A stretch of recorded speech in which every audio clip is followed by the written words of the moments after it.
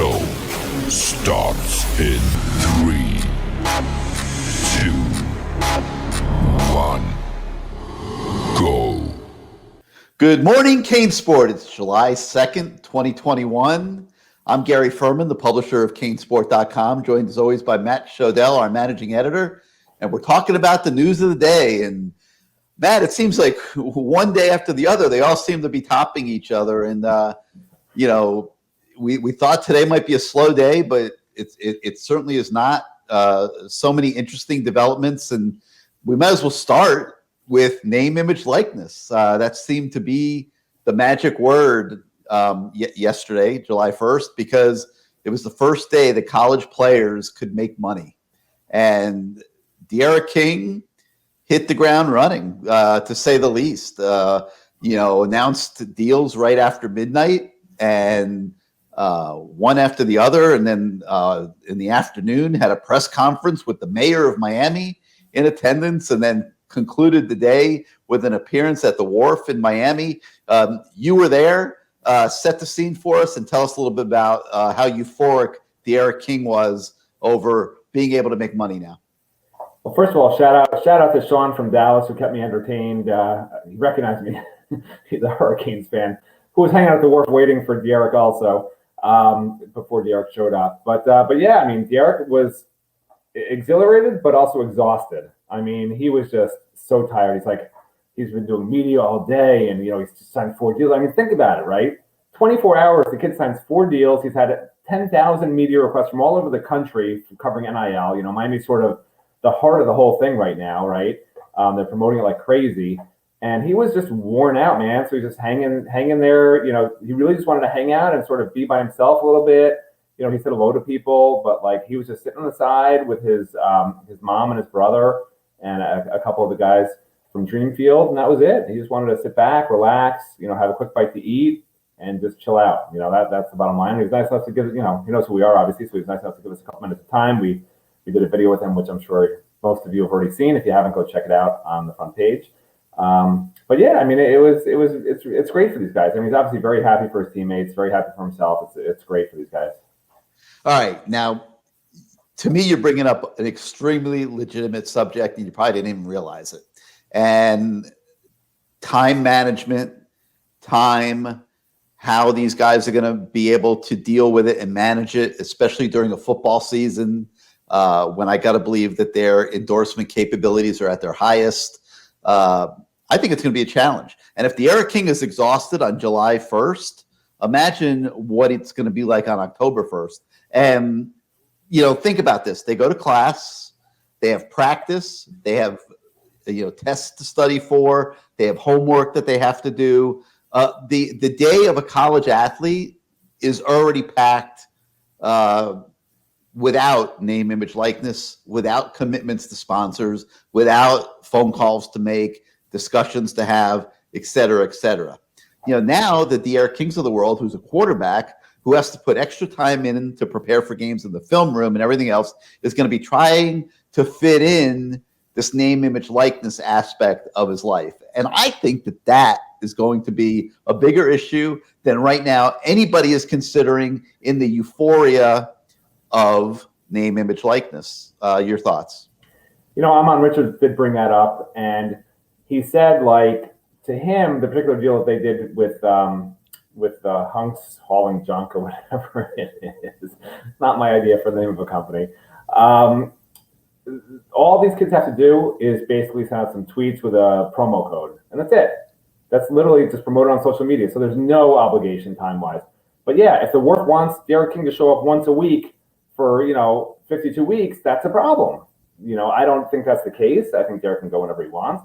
But I think these companies all understand that these guys have time constraints, especially during the season. But it's July, and there's not a heck of a lot going on, aside from D'Eriq probably training 4 or 5 hours in the morning and whatever else. They can't really have meetings with coaches. It's very limited this time of year. So yeah, I imagine when August comes, these guys will be basically on their computers once in a while sending out some tweets, and that's about it. They're not going to be making appearances and things like that. So I think it'll be managed pretty well. All right, so it sounds so simple. Send out a few tweets, minor things like that, collect a check, a few $100, whatever. Sounds simple. except you're dealing with 18, 19-year-olds that are going to have all kinds of stuff going on.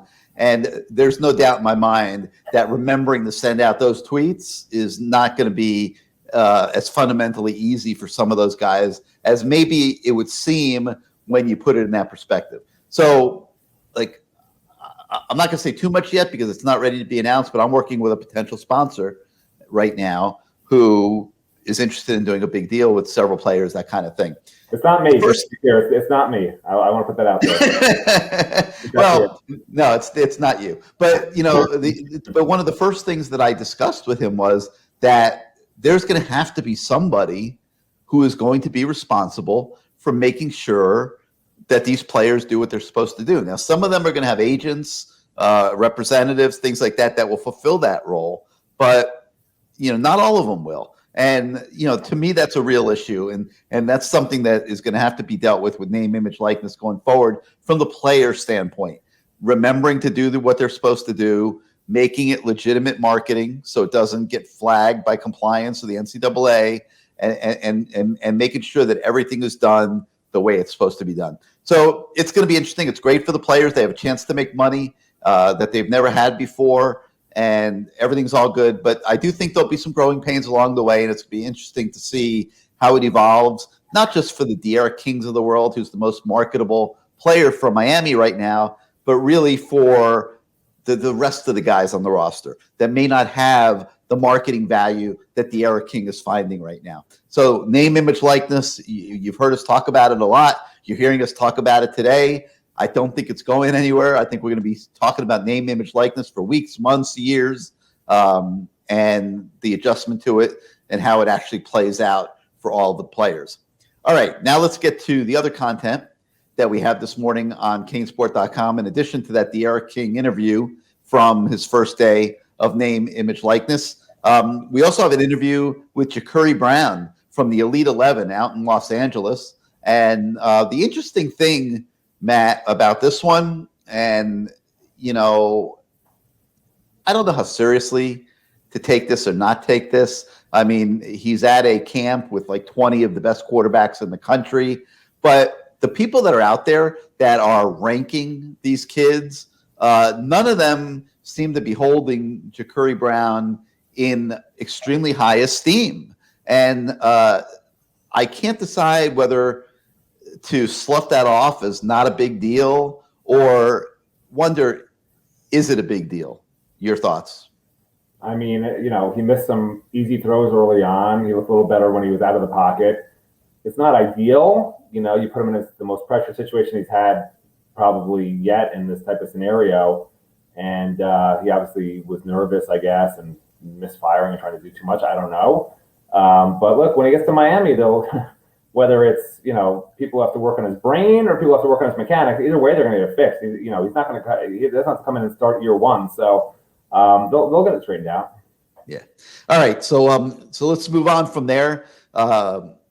We have a real talk this morning that I think people are going to find very interesting. Coach Hayes returns to CaneSport.com, building a fan base on YouTube and on CaneSport. And today he breaks down Zane Durant, who is a defensive line prospect that I know you and I both feel very strongly is going to commit to the Miami Hurricanes on Sunday when he makes his announcement. We'll see how that plays out. But Coach Hayes does a nice comprehensive breakdown of Zane Durant's film and picks out the positives and minuses.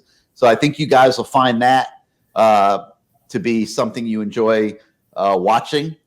And then another great story by Matt on Ahman Richards and his introduction of his own to name, image, likeness as an agent, as a booking agent, as a guy that's bringing players and companies together, a guy that's heavily involved with D'Eriq King and some of these early deals that he's put together. And the thing that makes it really interesting, Matt, that I found interesting when I read it for the first time, is this aspect of Ahman Richards not only never really got to participate in name, image, likeness, but Ahman Richards had his career derailed by injury. And more maybe than just about anybody else who's been affiliated with the Miami Hurricanes in recent years, he is testimony to the argument that college football players should be allowed to make money and capitalize on their profile while they're in school, because an NFL future is not secured in any which way. It could end from injury. It could end because they're not good enough to make the NFL. So if they have a chance to make money in college, I think Ahman Richards is a great example of why that should be the case. And it's really cool to see him now involved with current players as an agent. Well, okay. Well, first of all, he's not an agent. I'm not sure agents are allowed to do this sort of thing. He's the marketing arm of an agency, of a sports agency. That's an agent. Well, that's an agent. I don't think. Okay, I don't know that an agent is necessarily allowed to do this sort of stuff right now. I don't know what the rules are, but he specifically said to me, "I'm not a sports agent." So I just want to make that clear. Oh, okay. He said so maybe there's a little wrinkle in the rules. I said, "Are sports agents allowed to do this?" He said, "I'm not a sports agent. I'm the marketing arm." So anyway, okay. But yeah, he had a very funny story. I don't know if it's funny or sad. When he was a sophomore, he had an amazing freshman year, broke records. I think he had 900. This is off memory, so I don't know if I'm, right or not. But I think he had 934 receiving yards. I don't know why that sticks in my head.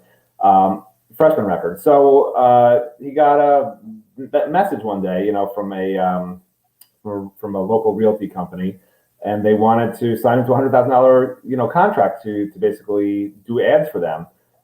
He couldn't do it, and they knew that, but it was for, look, when you go pro, we'll say it's going to be early, then we'll have this in place, blah, blah, blah. But he could have done it if NIL was in place at the time.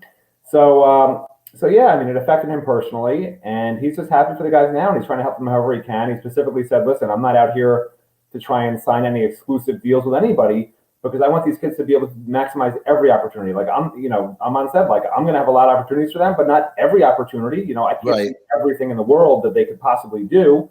Somebody might come to them out of the blue and want to do something, and not know to reach out to me. So he wants them to be able to do whatever they want. He said, I'm not doing any exclusive signing, having them sign exclusively with me for anything because of that, which is great. He's a good guy. He's doing it the right way, and he's helping these kids, and hopefully there's more people that do the same.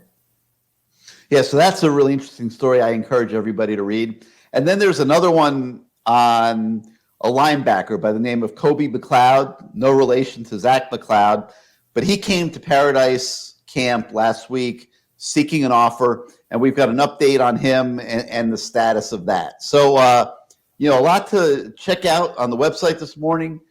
Could be more coming later today. It's that type of time, a lot of developments. You've got the commitments announcements starting. You'll have the Zane Durant announcement on Sunday. So a lot to stay tuned to, and we'll be bringing it all to you at CaneSport.com. So that's going to do it for today. For Matt Shodell, I'm Gary Ferman. We thank you for joining us, and until next time, we'll say have a great day, everybody.